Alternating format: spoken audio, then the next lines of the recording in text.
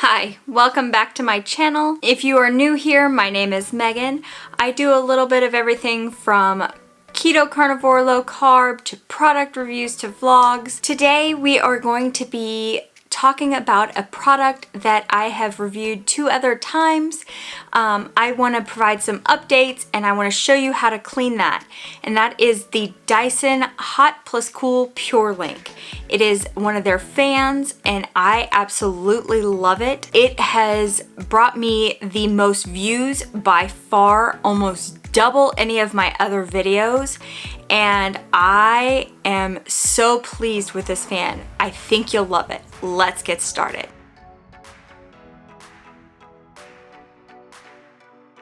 Now, this fan, the filters cost about $100.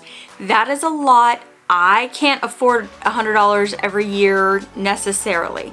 I need to replace mine. It is starting to get worn out, and that's okay. So I'm saving up to be able to purchase one of those. But in the meantime, about once a month, I like to take my fan apart and vacuum off the filter.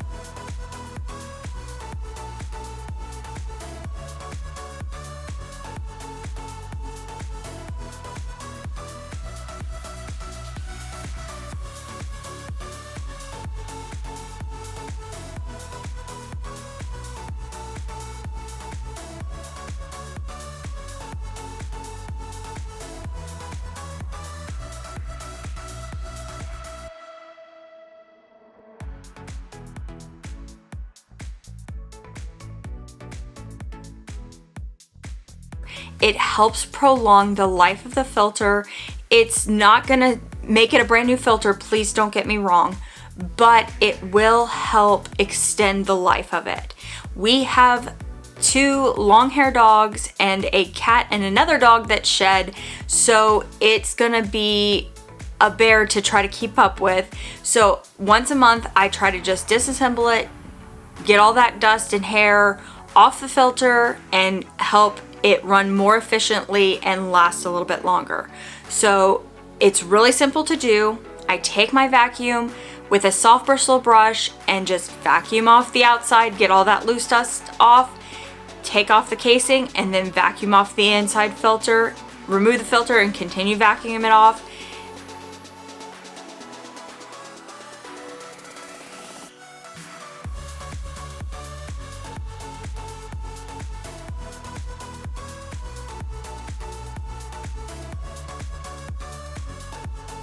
And then I take just one of the like Clorox wipes and just wipe everything down so it's all clean. It's really that simple. A little bit of maintenance goes a long way in prolonging the life of our products.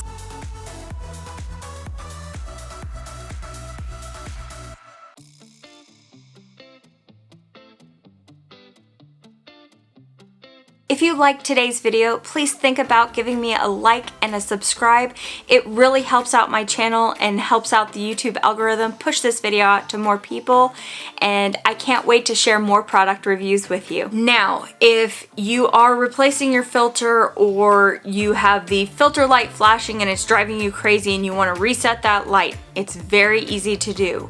So once you replace the filter, or you just want to turn that light off until you replace the filter, you turn on the fan and then you press down the power button on your remote and you hold it for 6 seconds and it'll do this little symbol system until that goes away, and then it turns it off.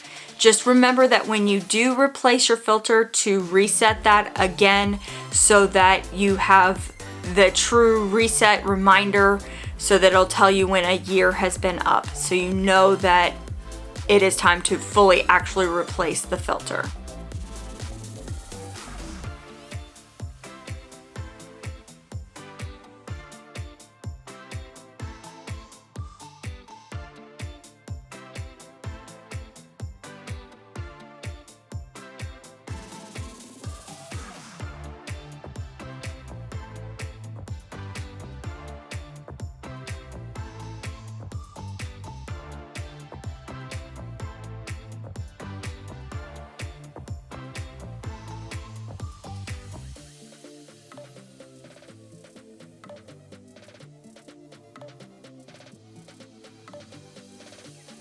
Recently, somebody commented, in fact, it was I think yesterday, somebody commented asking if you could schedule the fan to turn on to heat in the morning to warm up the room.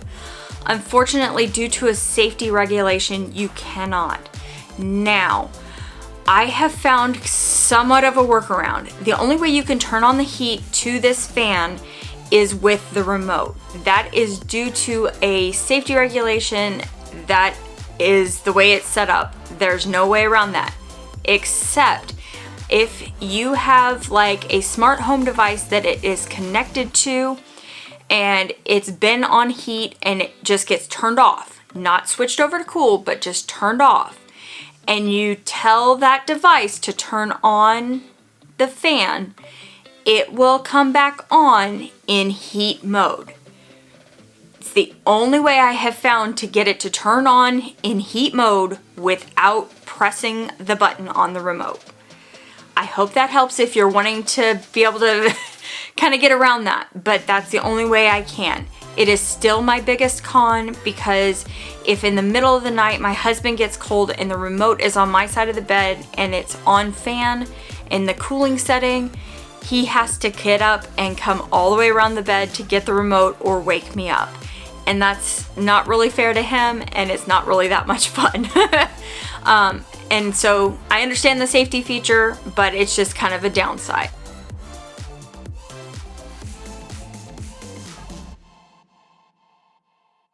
Speaking of the heating settings, so during the winter season this past year, we used it as our primary source of heating in our bedroom. It was fantastic. We didn't use our furnace, but I think twice during some really, really cold snaps in the main house. And it wasn't really for our bedroom, it was for the actual main house, so that we needed the furnace. The fan did excellent at controlling the bedroom and keeping it at about 78 degrees when we needed it. So I thought that was a benefit. It saved us some money, and we only had to turn it on when we were in the bedroom and could turn it off and be done with it. So if you're looking at something for like a supplemental heat source, that way we didn't have to have a little space heater and a fan, and it was just a nice space saver, and it looks sleek, and we didn't have to have multiple units within our bedroom all at the same time.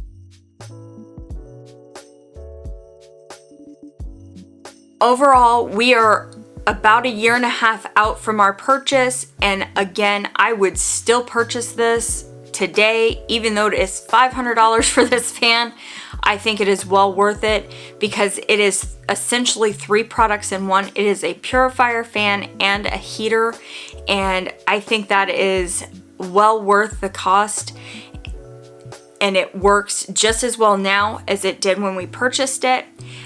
Like I said, I'm saving up the money to replace the filter. Yes, it is $100 per filter, but that only has to be replaced once a year.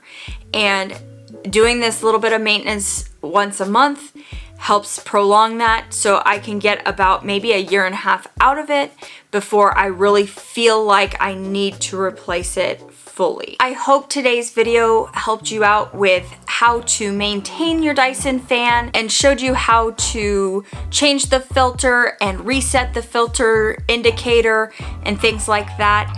But that is all I have for you today. I will see you on Friday for our next video. Until then, bye.